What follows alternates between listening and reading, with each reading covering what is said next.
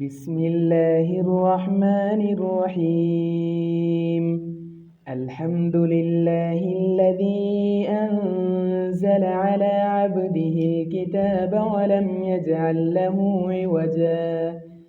قيما لينذر بأسا شديدا من لدنه ويبشر المؤمنين الذين يعملون الصالحات أن لهم أجرا حسنا ماكثين فيه أبدا وينذر الذين قالوا اتخذ الله ولدا ما لهم به من علم ولا لآبائهم كبرت كلمة تخرج من أفواههم إن يقولون إلا كذبا فلعلك باكع نفسك على آثارهم إن لم يؤمنوا بهذا الحديث أسفا إنا جعلنا ما على الأرض زينة لها لنبلوهم أيهم أحسن عملا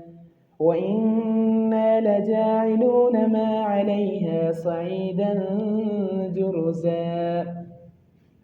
أم حسبت أن أصحاب الكهف والرقيم كانوا من آياتنا عجبا إذ أوى الفتية إلى الكهف فقالوا ربنا آتنا من لدنك رحمة وهيئ لنا من أمرنا رشدا فضربنا على آذانهم في الكهف سنين عددا ثم بعثناهم لنعلم أي الحزبين أحصى لما لبثوا أمدا نحن نقص عليك نباهم بالحق إنهم فتية آمنوا بربهم وزدناهم هدى وربطنا على قلوبهم إذ قاموا فقالوا ربنا رب السماوات والأرض لن ندعو من دونه إلها لقد قلنا إذا شططا هؤلاء قوم اتخذوا من دونه آلهة لولا يأتون عليهم بسلطان بين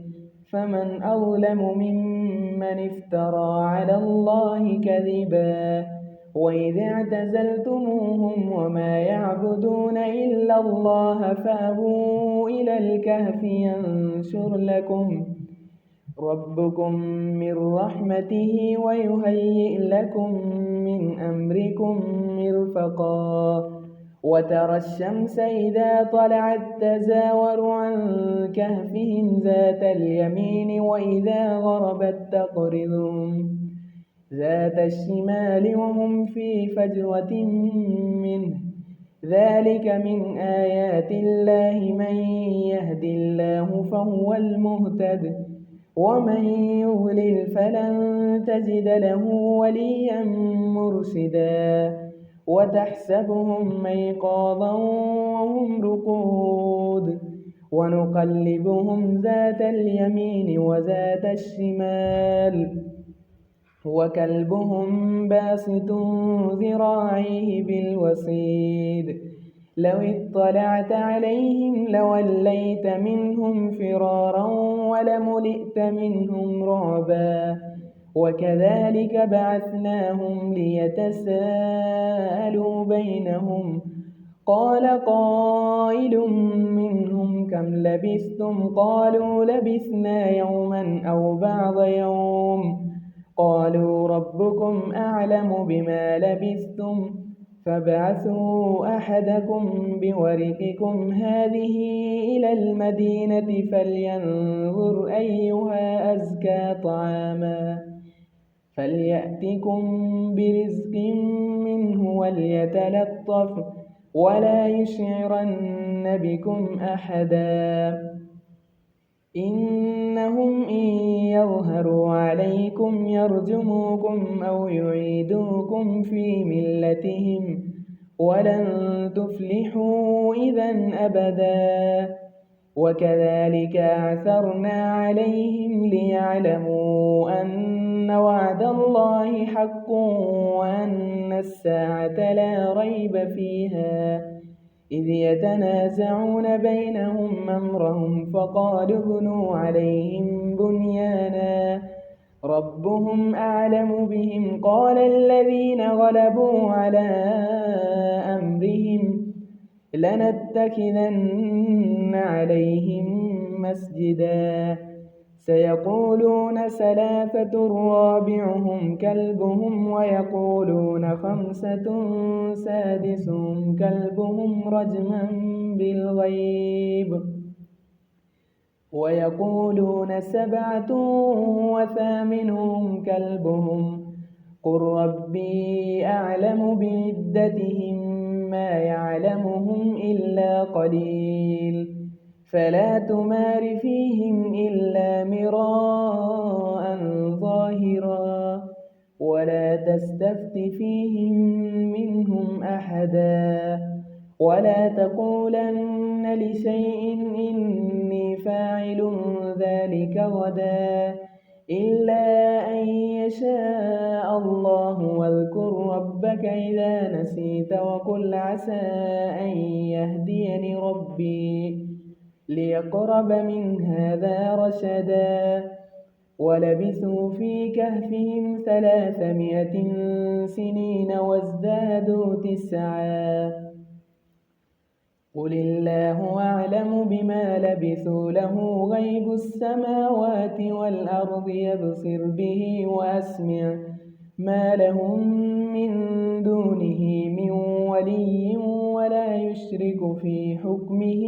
أحدا. واتل ما أوحي إليك من كتاب ربك لا مبدل لكلماته ولن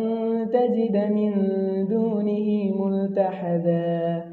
واصبر نفسك مع الذين يدعون ربهم بالغداة والعشي يريدون وجهه ولا تعد عيناك عنهم تريد زينة الحياة الدنيا ولا تطع من أغفلنا قلبه عن ذكرنا واتبع هواه وكان أمره فرطا. وقل الحق من ربكم فمن شاء فليؤمن ومن شاء فليكفر إنا أعتدنا للظالمين نارا أحاط بهم سرادقها وإن يستغيثوا يغاثوا بماء كالمهل يشوي الوجوه بئس الشراب وساءت مرتفقا. إن الذين آمنوا وعملوا الصالحات إنا لا نضيع أجر من أحسن عملا أولئك لهم جنات عدن تجري من تحتهم الأنهار يحلون فيها من أساور من ذهب ويلبسون ثيابا خضرا من سندس وإستبرق متكئين فيها على الأرائك نعم الثواب وحسنت مرتفقا. واضرب لهم مثل الرجلين جعلنا لأحدهما جنتين من أعناب وحففناهما بنخل وجعلنا بينهما زرعا كلتا الجنتين آتت أكلها ولم تظلم منه شيئا وفجرنا خلالهما نهرا وكان له ثمر فقال لصاحبه وهو يحاوره أنا أكثر منك مالا وأعز نفرا ودخل جنته وهو ظالم لنفسه قال ما أظن أن تبيد هذه أبدا وما أظن الساعة قائمة ولئن رددت إلى ربي لأجدن خيرا منها منقلبا قال له صاحبه وهو يحاوره وكفرت بالذي خلقك من تراب ثم من نطفة ثم سواك رجلا لكن هو الله ربي ولا أشرك بربي أحدا ولولا إذ دخلت جنتك قلت ما شاء الله لا قوة إلا بالله إن ترني أنا أقل منك مالا وولدا فعسى ربي أن يؤتيني خيرا من جنتك ويرسل عليها حسبانا من السماء فتصبح صعيدا زلقا أو يصبح ماؤها غورا فلن تستطيع له طلبا وأحيط بثمره فأصبح يقلب كفيه على ما أنفق فيها وهي خاوية على عروشها ويقول يا ليتني لم أشرك بربي أحدا ولم تكن له فئة ينصرونه من دون الله وما كان منتصرا هنالك الولاية لله الحق هو خير ثوابا وخير عقبا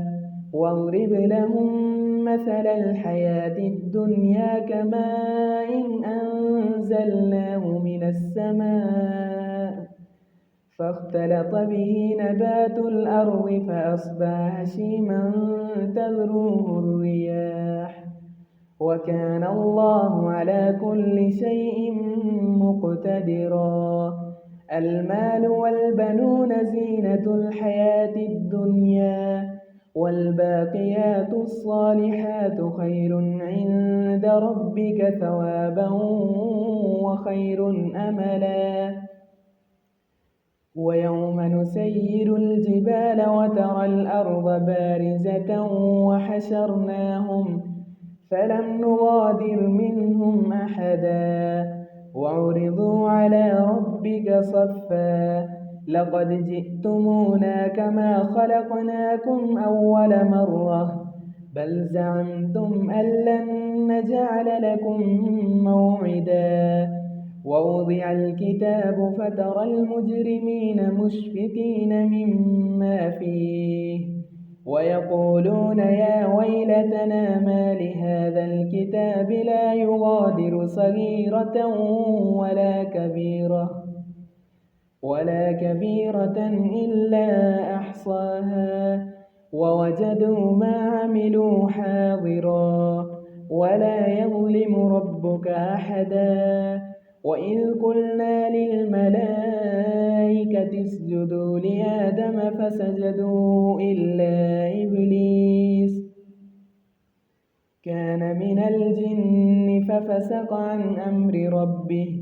أفتتخذونه وذريته أولياء من دوني وهم لكم عدو بئس للظالمين بدلا ما أشهدتهم خلق السماوات والأرض ولا خلق أنفسهم وما كنت متخذ المضلين عضدا ويوم يقول نادوا شركائي الذين زعمتم فدعوهم فلم يستجيبوا لهم وجعلنا بينهم موبقا ورأى المجرمون النار فظنوا أنهم مواقعوها ولم يجدوا عنها مصرفا ولقد صرفنا في هذا القرآن للناس من كل مثل وكان الإنسان أكثر شيء جدلا وما منع الناس أن يؤمنوا إذ جاءهم الهدى ويستغفروا ربهم إلا أن تأتيهم سنة الأولين أو يأتيهم العذاب قبلا وما نرسل المرسلين إلا مبشرين ومنذرين ويجادل الذين كفروا بالباطل ليدحضوا به الحق واتخذوا آياتي وما أنذروا هزوا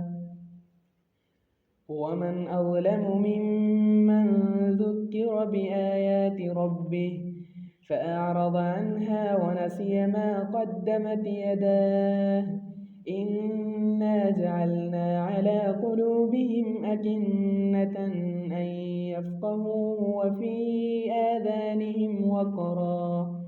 وإن تدعهم إلى الهدى فلن يهتدوا إذا أبدا وربك الغفور ذو الرحمة لو يؤاخذهم بما كسبوا لعجل لهم العذاب بل لهم موعد لن يجدوا من دونه موئلا وتلك القرى أهلكناهم لما ظلموا وجعلنا لمهلكهم موعدا وإذ قال موسى لفتاه لا أبرح حتى أبلغ مجمع البحرين أو أمضي حقبا فلما بلغا مجمع بينهما نسيا حوتهما فاتخذ سبيله في البحر سربا فلما جاوزا قال لفتاه آتنا غداءنا لقد لقينا من سفرنا هذا نصبا قال أرأيت إذا وينا إلى الصخرة فإني نسيت الحوت وما أنسانيه إلا الشيطان أن أذكره واتخذ سبيله في البحر عجبا قال ذلك ما كنا نبغي فارتدا على آثارهما قصصا فوجدا عبدا من عبادنا آتيناه رحمة من عندنا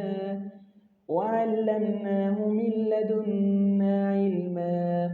قال له موسى هل أتبعك على أن تعلمني مما علمت رشدا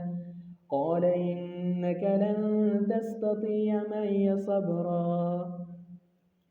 وكيف تصبر على ما لم تحط به خبرا قال ستجدني إن شاء الله صابرا ولا أعصي لك أمرا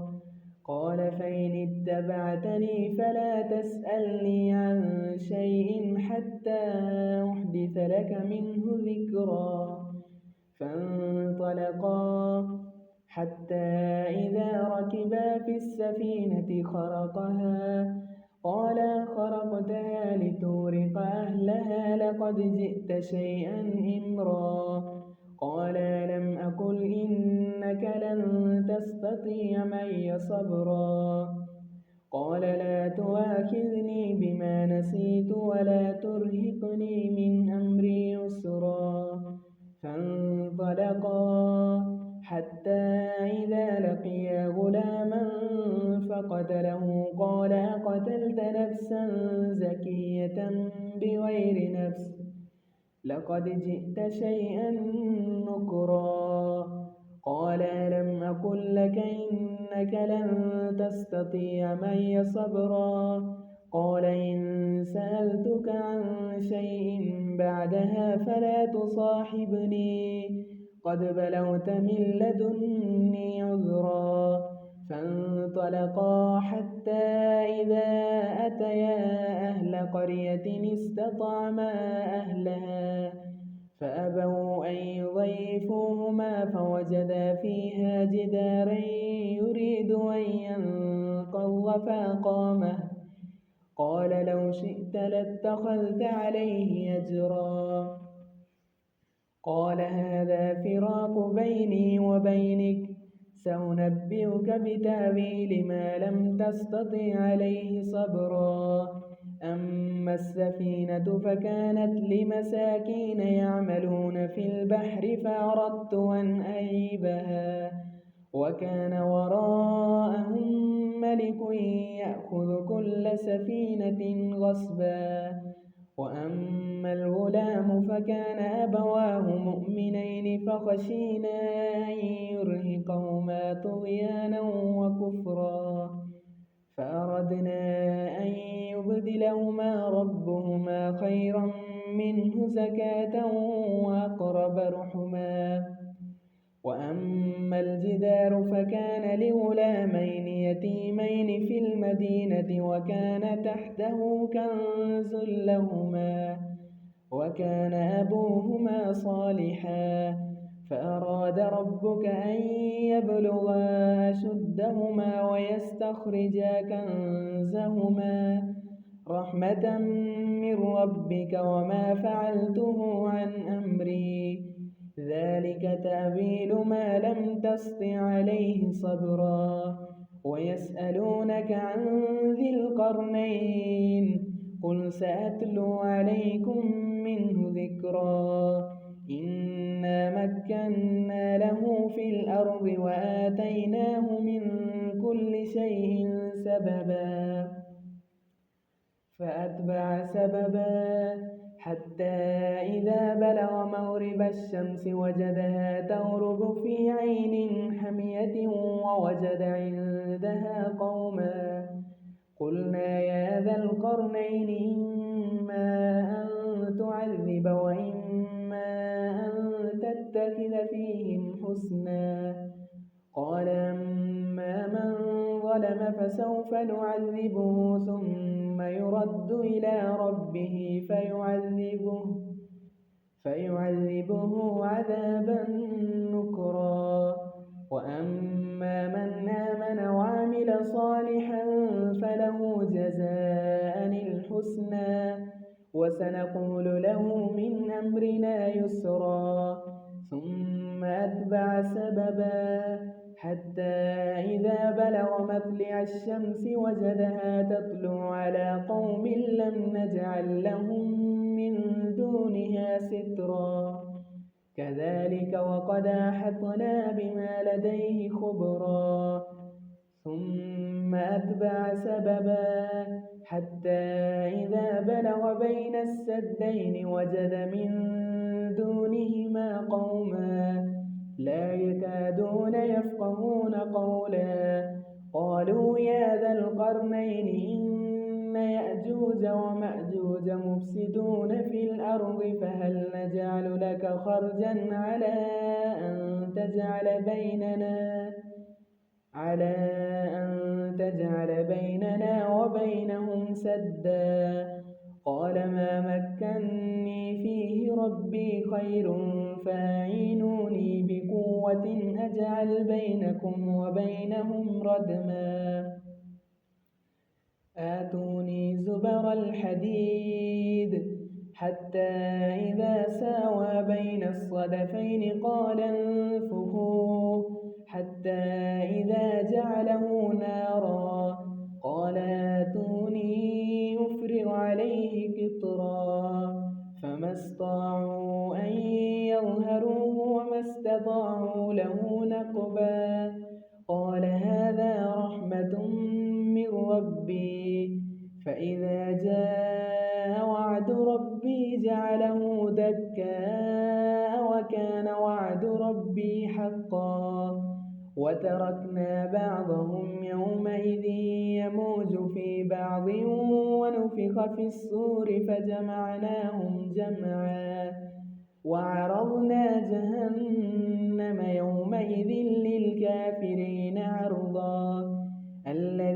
كانت أعينهم في غطاء عن ذكري وكانوا لا يستطيعون سمعا أفحسب الذين كفروا أن يتخذوا عبادي من دوني أولياء إنا أعتدنا جهنم للكافرين نزلا قل هل ننبئكم بالأخسرين أعمالا الذين ضل سعيهم في الحياة الدنيا وهم يحسبون أنهم يحسنون صنعا أولئك الذين كفروا بآيات ربهم ولقائه فحبطت أعمالهم فلا نقيم لهم يوم القيامة وزنا ذلك جزاؤهم جهنم بما كفروا واتخذوا آياتي ورسلي هزوا إن الذين آمنوا وعملوا الصالحات كانت لهم جنات الفردوس نزلا خالدين فيها لا يبغون عنها حولا قل لو كان البحر مدادا لكلمات ربي لنفد البحر قبل أن تنفد كلمات ربي ولو جئنا بمثله مددا قل إنما أنا بشر مثلكم يوحى إلي أنما إلهكم إله واحد فمن كان يرجو لقاء ربه فليعمل عملا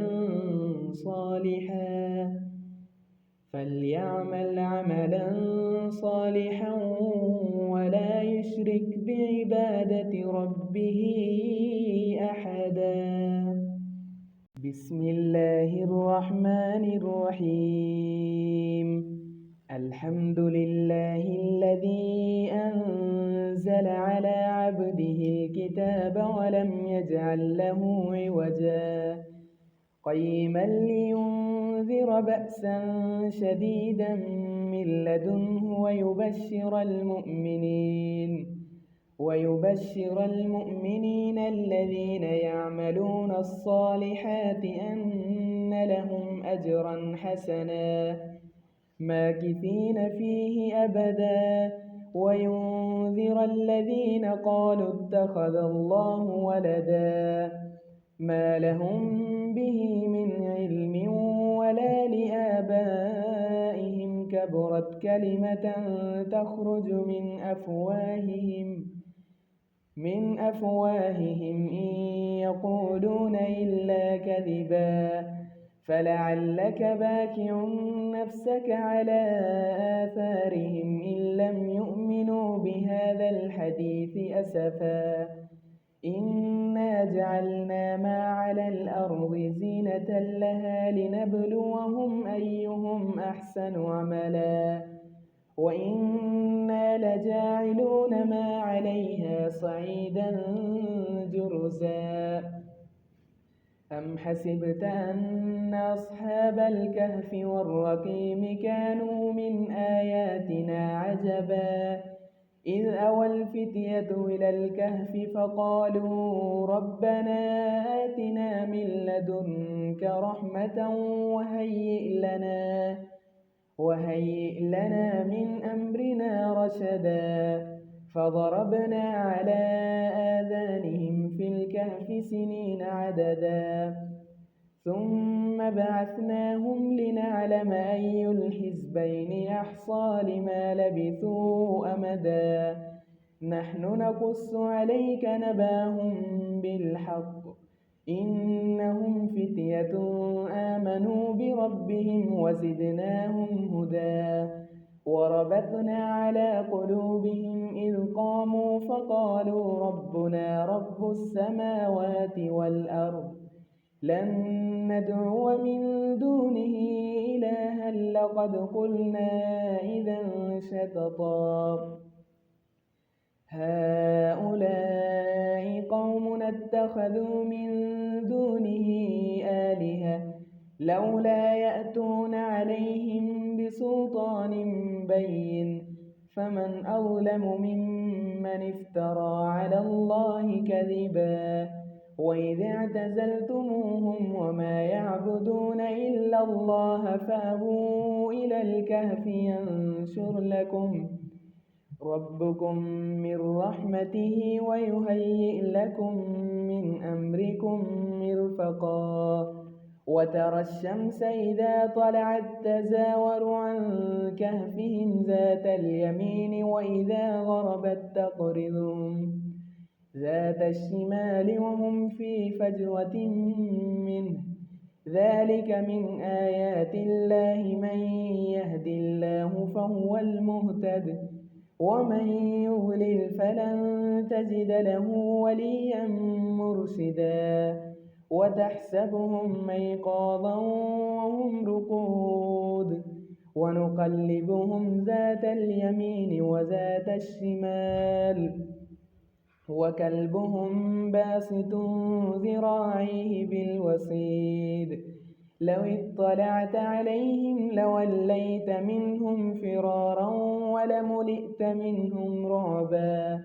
وكذلك بعثناهم ليتساءلوا بينهم قال قائل منهم كم لبثتم قالوا لبثنا يوما أو بعض يوم قالوا ربكم أعلم بما لبثتم فابعثوا أحدكم بورقكم هذه إلى المدينة فلينظر أيها أزكى طعاما فليأتكم برزق منه وليتلطف ولا يشعرن بكم أحدا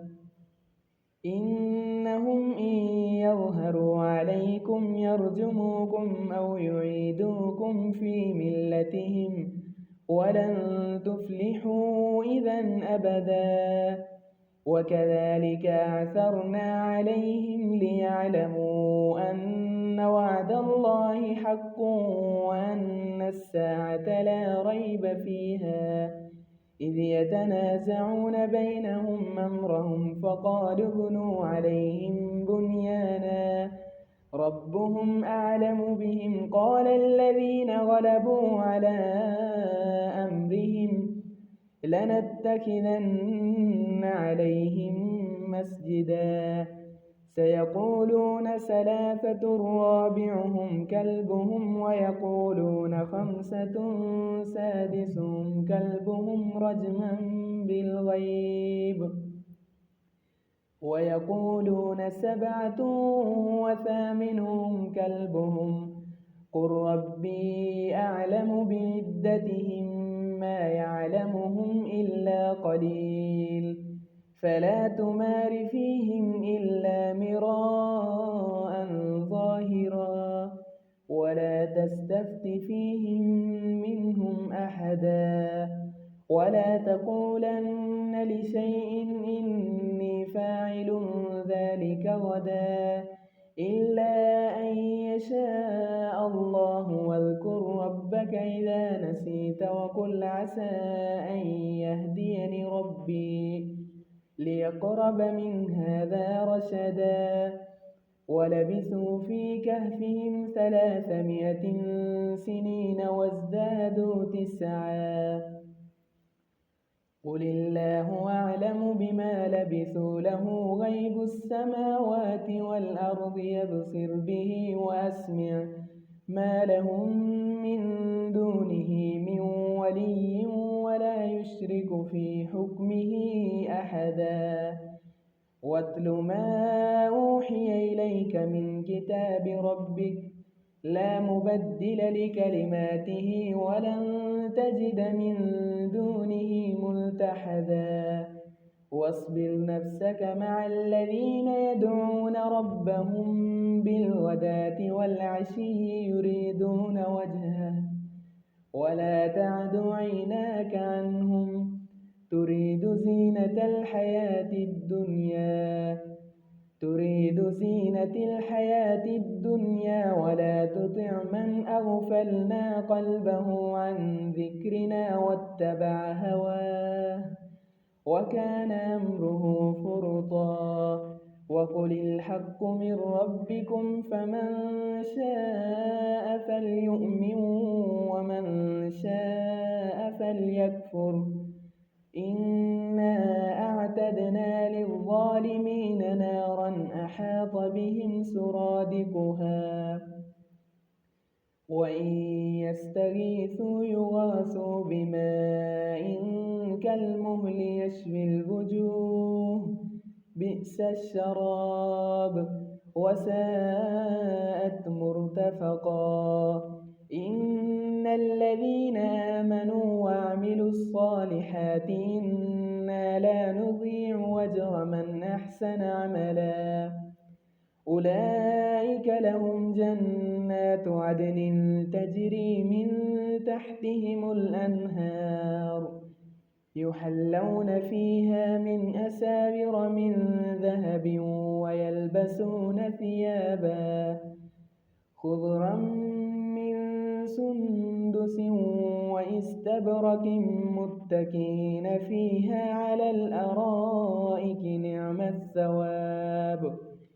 وحسنت مرتفقا واضرب لهم مثل الرجلين جعلنا لأحدهما جنتين من أعناب وحففناهما بنخل وجعلنا بينهما زرعا كلتا الجنتين آتت أكلها ولم تظلم منه شيئا وفجرنا خلالهما نهرا وكان له ثمر فقال لصاحبه وهو يحاوره أنا أكثر منك مالا وأعز نفرا ودخل جنته وهو ظالم لنفسه قال ما أظن أن تبيد هذه أبدا وما أظن الساعة قائمة ولئن رددت إلى ربي لأجدن خيرا منها منقلبا قال له صاحبه وهو يحاوره وكفرت بالذي خلقك من تراب ثم من نطفة ثم سواك رجلا لكن هو الله ربي ولا أشرك بربي أحدا ولولا إذ دخلت جنتك قلت ما شاء الله لا قوة إلا بالله إن ترني أنا أقل منك مالا وولدا فعسى ربي أن يؤتيني خيرا من جنتك ويرسل عليها حسبانا من السماء فتصبح صعيدا زلقا أو يصبح ماؤها غورا فلن تستطيع له طلبا وأحيط بثمره فأصبح يقلب كفيه على ما أنفق فيها وهي خاوية على عروشها ويقول يا ليتني لم أشرك بربي أحدا ولم تكن له فئة ينصرونه من دون الله وما كان منتصرا هنالك الولاية لله الحق هو خير ثوابا وخير عقبا واضرب لهم مثل الحياة الدنيا كماء أنزلناه من السماء فاختلط به نبات الأرض فأصبح هشيما تذروه الرياح وكان الله على كل شيء مقتدرا. المال والبنون زينة الحياة الدنيا، والباقيات الصالحات خير عند ربك ثوابا وخير أملا. ويوم نسير الجبال وترى الأرض بارزة وحشرناهم فلم نغادر منهم أحدا وعرضوا على ربك صفا لقد جئتمونا كما خلقناكم أول مرة بل زعمتم أن لن نجعل لكم موعدا.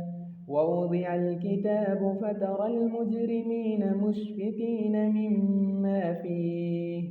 ويقولون يا ويلتنا ما لهذا الكتاب لا يغادر صغيرة ولا كبيرة إلا أحصاها ووجدوا ما عملوا حاضرا ولا يظلم ربك أحدا. وإذ قلنا للملائكة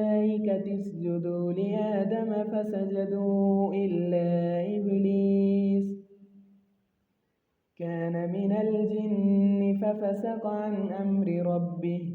أفتتخذونه وذريته أولياء من دوني وهم لكم عدو بئس للظالمين بدلا. ما أشهدتهم خلق السماوات والأرض ولا خلق أنفسهم وما كنت متخذ المضلين عضدا. ويوم يقول نادوا شركائي الذين زعمتم فدعوهم فلم يستجيبوا لهم وجعلنا بينهم موبقا. ورأى المجرمون النار فظنوا أنهم مواقعوها ولم يجدوا عنها مصرفا. ولقد صرفنا في هذا القرآن للناس من كل مثل وكان الإنسان أكثر شيء جدلا. وما منع الناس أن يؤمنوا إذ جاءهم الهدى ويستغفروا ربهم إلا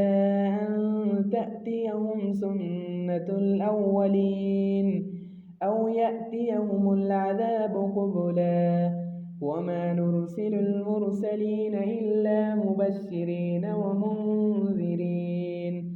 ويجادل الذين كفروا بالباطل ليدحضوا به الحق واتخذوا آياتي وما أنذروا هزوا. ومن أظلم ممن ذكر بآيات ربه فأعرض عنها ونسي ما قدمت يداه إنا جعلنا على قلوبهم أكنة أن يفقهوه وفي آذانهم وقرا وإن تدعهم إلى الهدى فلن يهتدوا إذا أبدا. وربك الغفور ذو الرحمة لو يؤاخذهم بما كسبوا لعجل لهم العذاب بل لهم موعد لن يجدوا من دونه موئلا.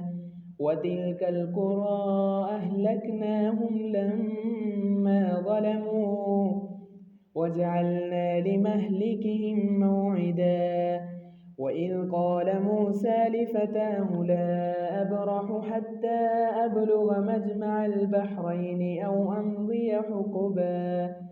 فلما بلغا مجمع بينهما نسيا حوتهما فاتخذ سبيله في البحر سربا. فلما جاوزا قال لفتاه آتنا غداءنا لقد لقينا من سفرنا هذا نصبا. قال أرأيت إذا وينا إلى الصخرة فإني نسيت الحوت وما أنسانيه إلا الشيطان أن أذكره واتخذ سبيله في البحر عجبا قال ذلك ما كنا نبغي فارتدا على آثارهما قصصا فوجدا عبدا من عبادنا آتيناه رحمة من عندنا وعلمناه من لدنا علما قال له موسى هل أتبعك على أن تعلمني مما علمت رشدا قال إنك لن تستطيع معي صبرا وكيف تصبر على ما لم تحط به خبرا قال ستجدني إن شاء الله صابرا ولا أعصي لك أمرا قال فإن اتبعتني فلا تسألني عن شيء حتى أحدث لك منه ذكرا فانطلقا حتى إذا ركبا في السفينة خرقها قال خرقتها لتغرق أهلها لقد جئت شيئا إمرا قال لم أقل إنك لن تستطيع معي صبرا قال لا تؤاخذني بما نسيت ولا ترهقني من أمري يسرا فانطلقا حتى إذا لقيا غلاما فقتله قال أقتلت نفسا زكية بغير نفس لقد جئت شيئا نكرا قال لم أقل لك إنك لن تستطيع معي صبرا قال إن سألتك عن شيء بعدها فلا تصاحبني قد بلغت من لدني عذرا فانطلقا حتى إذا أتيا أهل قرية استطعما أهلها فأبوا أن يضيفوهما فوجدا فيها جدارا يريد أن ينقض فأقامه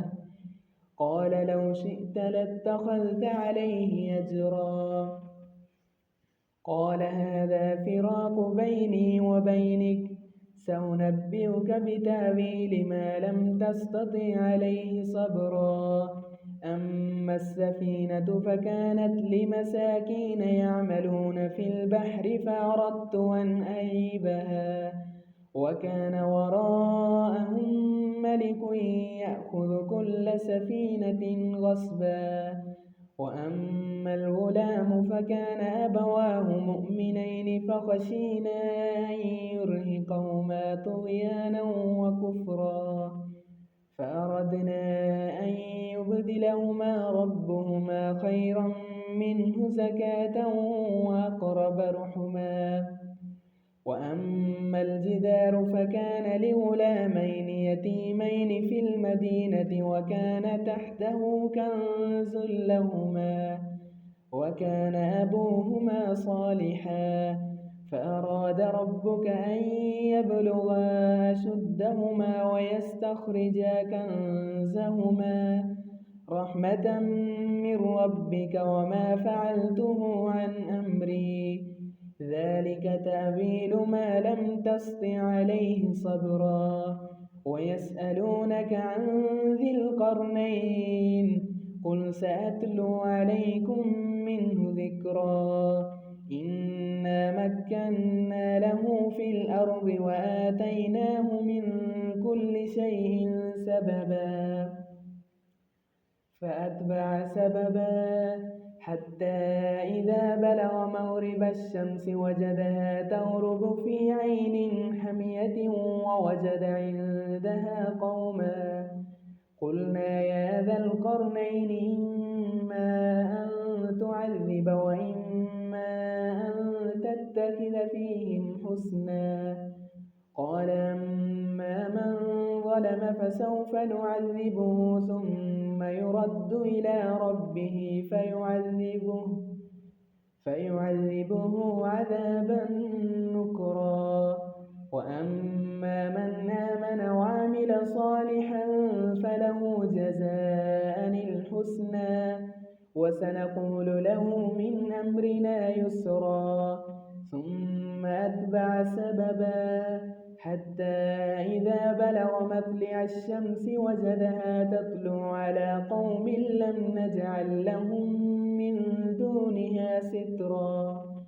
كذلك وقد أحطنا بما لديه خبرا ثم أتبع سببا حتى إذا بلغ بين السدين وجد من دونهما قوما لا يكادون يفقهون قولا قالوا يا ذا القرنين إن يأجوج ومأجوج مفسدون في الأرض فهل نجعل لك خرجا على أن تجعل بيننا وبينهم سدا قال ما مكني فيه ربي خير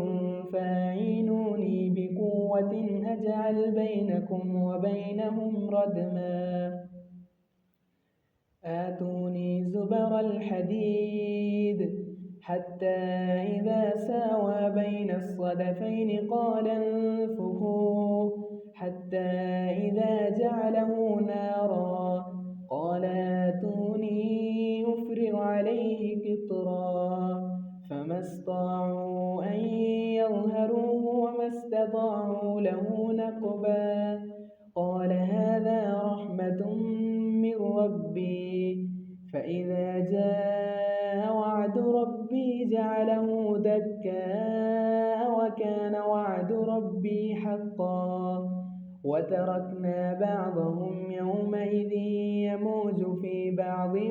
ونفخ في الصور فجمعناهم جمعا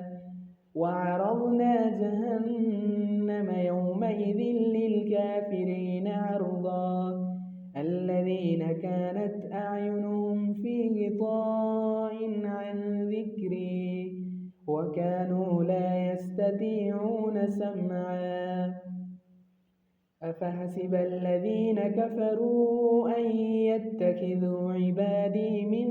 دوني أولياء إنا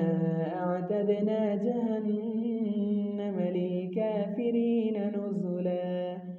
قل هل ننبئكم بالأخسرين أعمالا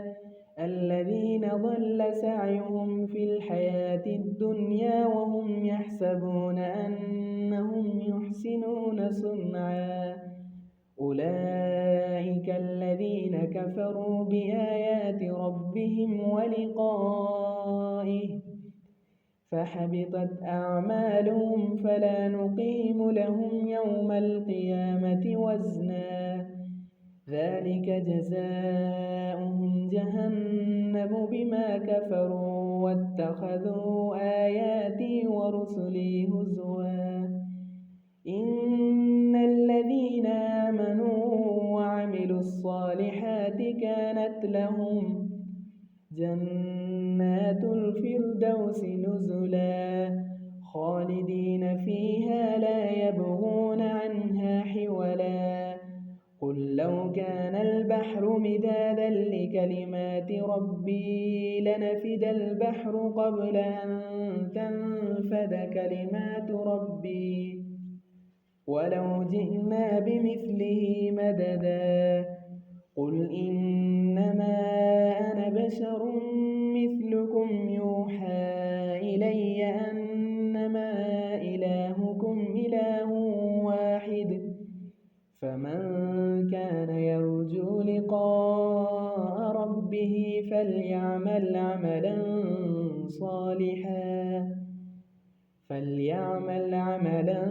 صالحا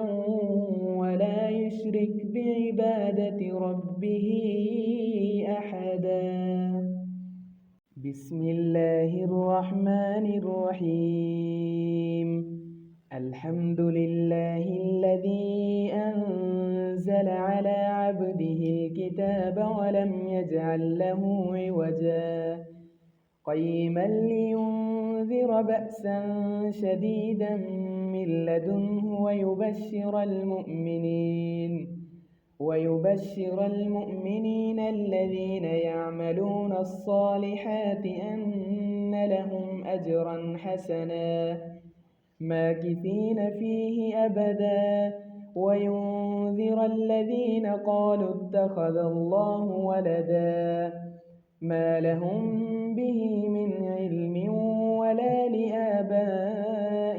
كبرت كلمة تخرج من أفواههم إن يقولون إلا كذبا فلعلك باكع نفسك على آثارهم إن لم يؤمنوا بهذا الحديث أسفا إنا جعلنا ما على الأرض زينة لها لنبلوهم أيهم أحسن عملا وإنا لجاعلون ما عليها صعيدا جرزا أم حسبت أن أصحاب الكهف والرقيم كانوا من آياتنا عجبا إذ أوى الفتية إلى الكهف فقالوا ربنا آتنا من لدنك رحمة وهيئ لنا من أمرنا رشدا فضربنا على آذانهم في الكهف سنين عددا ثم بعثناهم لنعلم أي الحزبين أحصى لما لبثوا أمدا نحن نقص عليك نباهم بالحق إنهم فتية آمنوا بربهم وزدناهم هدى وربطنا على قلوبهم إذ قاموا فقالوا ربنا رب السماوات والأرض لن ندعو من دونه إلها لقد قلنا إذا شططا هؤلاء قوم اتخذوا من دونه آلهة لولا يأتون عليهم بسلطان بين فمن أظلم ممن افترى على الله كذبا وإذ اعتزلتموهم وما يعبدون إلا الله فأووا إلى الكهف ينشر لكم ربكم من رحمته ويهيئ لكم من أمركم مرفقا وترى الشمس إذا طلعت تزاور عن كهفهم ذات اليمين وإذا غربت تقرضهم ذات الشمال وهم في فجوة منه ذلك من آيات الله من يهد الله فهو المهتد ومن يضلل فلن تجد له وليا مرشدا وتحسبهم أيقاظا وهم رقود ونقلبهم ذات اليمين وذات الشمال وكلبهم باسط ذراعيه بالوصيد لو اطلعت عليهم لوليت منهم فرارا ولملئت منهم رعبا وكذلك بعثناهم ليتساءلوا بينهم قال قائل منهم كم لبثتم قالوا لبثنا يوما أو بعض يوم قالوا ربكم أعلم بما لبثتم فابعثوا أحدكم بورقكم هذه إلى المدينة فلينظر أيها أزكى طعاما فليأتكم برزق منه وليتلطف ولا يشعرن بكم أحدا إنهم إن يظهروا عليكم يرجموكم أو يعيدوكم في ملتهم ولن تفلحوا إذا أبدا وكذلك أعثرنا عليهم ليعلموا أن وعد الله حق وأن الساعة لا ريب فيها إذ يتنازعون بينهم أمرهم فقالوا ابنوا عليهم بنيانا ربهم أعلم بهم قال الذين غلبوا على أمرهم لنتخذن عليهم مسجدا سيقولون ثلاثة رابعهم كلبهم ويقولون خمسة سادسهم كلبهم رجما بالغيب ويقولون سبعة وثامنهم كلبهم قل ربي أعلم بعدتهم ما يعلمهم إلا قليل فلا تمار فيهم إلا مراء ظاهرا ولا تستفت فيهم منهم أحدا ولا تقولن لشيء إني فاعل ذلك غدا إلا أن يشاء الله واذكر ربك إذا نسيت وقل عسى أن يهديني ربي ليقرب من هذا رشدا ولبثوا في كهفهم 300 سنين وازدادوا 9 قل الله أعلم بما لبثوا له غيب السماوات والأرض يبصر به وأسمع ما لهم من دونه من ولي ولا يشرك في حكمه أحدا واتل ما أوحي إليك من كتاب ربك لا مبدل لكلماته ولن تجد من دونه ملتحدا واصبر نفسك مع الذين يدعون ربهم بالغداة والعشي يريدون وجهه ولا تعد عيناك عنهم تريد زينة الحياة الدنيا ولا تطع من أغفلنا قلبه عن ذكرنا واتبع هواه وكان أمره فرطا وقل الحق من ربكم فمن شاء فليؤمن ومن شاء فليكفر إنا أعتدنا للظالمين نارا أحاط بهم سرادقها وإن يستغيثوا يغاثوا بماء كالمهل يشوي الوجوه بئس الشراب وساءت مرتفقا إن الذين آمنوا وعملوا الصالحات إنا لا نضيع أجر من أحسن عملا أولئك لهم جنات عدن تجري من تحتهم الأنهار يحلون فيها من أساور من ذهب ويلبسون ثيابا خضرا من سندس وإستبرق متكئين فيها على الأرائك نعم الثواب وحسنت مرتفقا واضرب لهم مثل الرجلين جعلنا لأحدهما جنتين من أعناب وحففناهما بنخل وجعلنا بينهما زرعا كلتا الجنتين آتت أكلها ولم تظلم منه شيئا وفجرنا خلالهما نهرا وكان له ثمر فقال لصاحبه وهو يحاوره أنا أكثر منك مالا وأعز نفرا ودخل جنته وهو ظالم لنفسه قال ما أظن أن تبيد هذه أبدا وما أظن الساعة قائمة ولئن رددت إلى ربي لأجدن خيرا منها منقلبا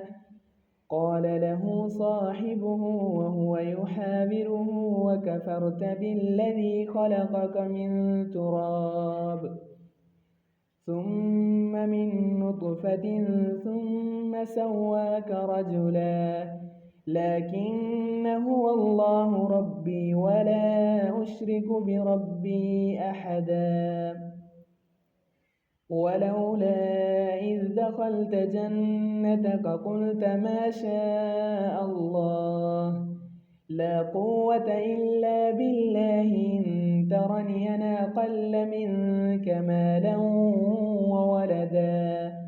فعسى ربي أن يؤتيني خيرا من جنتك ويرسل عليها حسبانا من السماء فتصبح صعيدا زلقا أو يصبح ماؤها غورا فلن تستطيع له طلبا وأحيط بثمره فأصبح يقلب كفيه على ما أنفق فيها وهي خاوية على عروشها ويقول يا ليتني لم أشرك بربي أحدا ولم تكن له فئة ينصرونه من دون الله وما كان منتصرا هنالك الولاية لله الحق هو خير ثوابا وخير عقبا واضرب لهم مثل الحياة الدنيا كماء أنزلناه من السماء فاختلط به نبات الأرض فأصبح هشيما تذروه الرياح وكان الله على كل شيء مقتدرا المال والبنون زينة الحياة الدنيا والباقيات الصالحات خير عند ربك ثوابا وخير أملا ويوم نسير الجبال وترى الأرض بارزة وحشرناهم فلم نغادر منهم أحدا وعرضوا على ربك صفا لقد جئتمونا كما خلقناكم أول مرة بل زعمتم أن لن نجعل لكم موعدا ووضع الكتاب فترى المجرمين مشفقين مما فيه ويقولون يا ويلتنا ما لهذا الكتاب لا يغادر صغيرة ولا كبيرة إلا أحصاها ووجدوا ما عملوا حاضرا ولا يظلم ربك أحدا وإذ قلنا للملائكة اسجدوا لآدم فسجدوا إلا إبليس كان من الجن ففسق عن أمر ربه أفتتخذونه وذريته أولياء من دوني وهم لكم عدو بئس للظالمين بدلا ما أشهدتهم خلق السماوات والأرض ولا خلق أنفسهم وما كنت متخذ المضلين عضدا ويوم يقول نادوا شركائي الذين زعمتم فدعوهم فلم يستجيبوا لهم وجعلنا بينهم موبقا ورأى المجرمون النار فظنوا أنهم مواقعوها ولم يجدوا عنها مصرفا ولقد صرفنا في هذا القرآن للناس من كل مثل وكان الإنسان أكثر شيء جدلا وما منع الناس أن يؤمنوا إذ جاءهم الهدى ويستغفروا ربهم إلا أن تأتيهم سنة الأولين أو يأتيهم العذاب قبلا وما نرسل المرسلين إلا مبشرين ومنذرين ويجادل الذين كفروا بالباطل ليدحضوا به الحق واتخذوا آياتي وما أنذروا هزوا ومن أظلم ممن ذكر بآيات ربه فأعرض عنها ونسي ما قدمت يداه إنا جعلنا على قلوبهم أكنة أن يفقهوه وفي آذانهم وقرا وإن تدعهم إلى الهدى فلن يهتدوا إذا أبدا وربك الغفور ذو الرحمة لو يؤاخذهم بما كسبوا لعجل لهم العذاب بل لهم موعد لن يجدوا من دونه موئلا وتلك القرى أهلكناهم لما ظلموا وجعلنا لمهلكهم موعدا وإذ قال موسى لفتاه لا أبرح حتى أبلغ مجمع البحرين أو أمضي حقبا فلما بلغا مجمع بينهما نسيا حوتهما فاتخذ سبيله في البحر سربا فلما جاوزا قال لفتاه آتنا غداءنا لقد لقينا من سفرنا هذا نصبا قال أرأيت إذا وينا إلى الصخرة فإني نسيت الحوت وما أنسانيه إلا الشيطان أن أذكره واتخذ سبيله في البحر عجبا قال ذلك ما كنا نبغي فارتدا على آثارهما قصصا فوجدا عبدا من عبادنا آتيناه رحمة من عندنا وعلمناه من لدنا علما قال له موسى هل أتبعك على أن تعلمني مما علمت رشدا قال إنك لن تستطيع معي صبرا وكيف تصبر على ما لم تحط به خبرا قال ستجدني إن شاء الله صابرا ولا أعصي لك أمرا قال فإن اتبعتني فلا تسألني عن شيء حتى أحدث لك منه ذكرا فانطلقا حتى إذا ركبا في السفينة خرقها قال خرقتها لتغرق أهلها لقد جئت شيئا إمرا قال لم أقل إنك لن تستطيع معي صبرا قال لا تؤاخذني بما نسيت ولا ترهقني من أمري يسرا فانطلقا حتى إذا لقيا غلاما فقتله قال أقتلت نفسا زكية بغير نفس لقد جئت شيئا نكرا قال لم أقل لك إنك لن تستطيع معي صبرا قال إن سألتك عن شيء بعدها فلا تصاحبني قد بلغت من لدني عذرا فانطلقا حتى إذا أتيا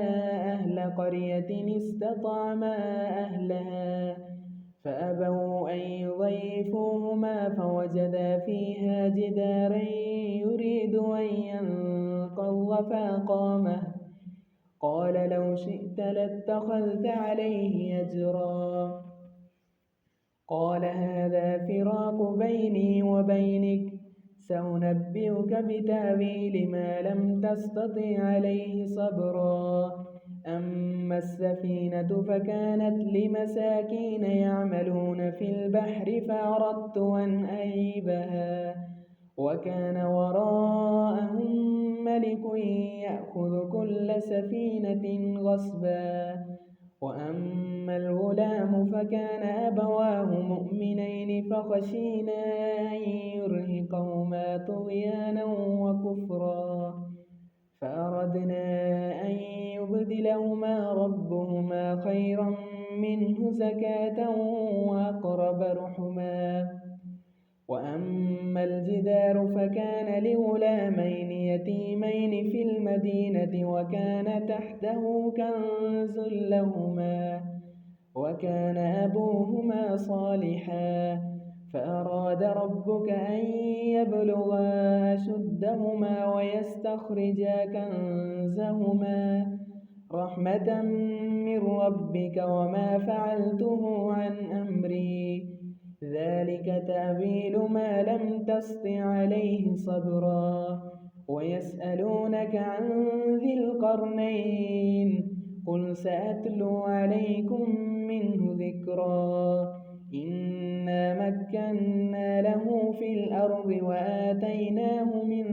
كل شيء سببا فأتبع سببا حتى إذا بلغ مغرب الشمس وجدها تغرب في عين حمية ووجد عندها قوما قلنا يا ذا القرنين إما أن تعذب وإما أن تتخذ فيهم حسنا قال أما من ظلم فسوف نعذبه ثم يرد إلى ربه فيعذبه عذابا نكرا وأما من آمن وعمل صالحا فله جزاء الحسنى وسنقول له من أمرنا يسرا ثم أتبع سببا حتى إذا بلغ مطلع الشمس وجدها تطلع على قوم لم نجعل لهم من دونها سترا كذلك وقد أحطنا بما لديه خبرا ثم أتبع سببا حتى إذا بلغ بين السدين وجد من دونهما قوما لا يكادون يفقهون قولا قالوا يا ذا القرنين إن يأجوج ومأجوج مفسدون في الأرض فهل نجعل لك خرجا على أن تجعل بيننا وبينهم سدا قال ما مكني فيه ربي خير فأعينوني بقوة أجعل بينكم وبينهم ردما آتوني زبر الحديد حتى إذا ساوى بين الصدفين قال انفخوا حتى إذا جعله نارا قال آتوني أفرغ عليه قطرا فما استطاعوا أن يظهروه وما استطاعوا له نقبا قال هذا رحمة من ربي فإذا جاء وعد ربي جعله دكاء وكان وعد ربي حقا وتركنا بعضهم يومئذ يموج في بعض ونفخ في الصور فجمعناهم جمعا وعرضنا جهنم يومئذ للكافرين عرضا الذين كانت أعينهم في غطاء عن ذكري وكانوا لا يستطيعون سمعا أفحسب الذين كفروا أن يتخذوا عبادي من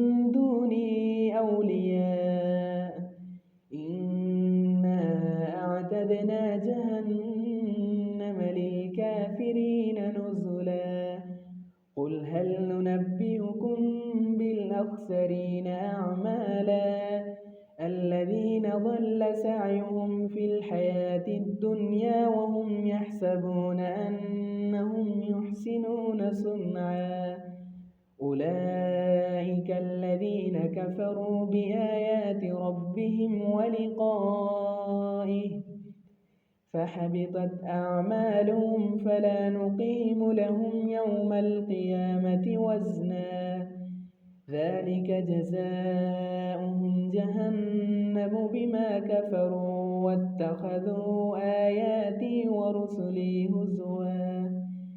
إن الذين آمنوا وعملوا الصالحات كانت لهم جنات الفردوس نزلا خالدين فيها لا يبغون عنها حولا قل لو كان البحر مدادا لكلمات ربي لنفد البحر قبل أن تنفد كلمات ربي ولو جئنا بمثله مددا قل إنما أنا بشر مثلكم يوحى إلي أنما إلهكم إله واحد فمن كان يرجو لقاء ربه فليعمل عملا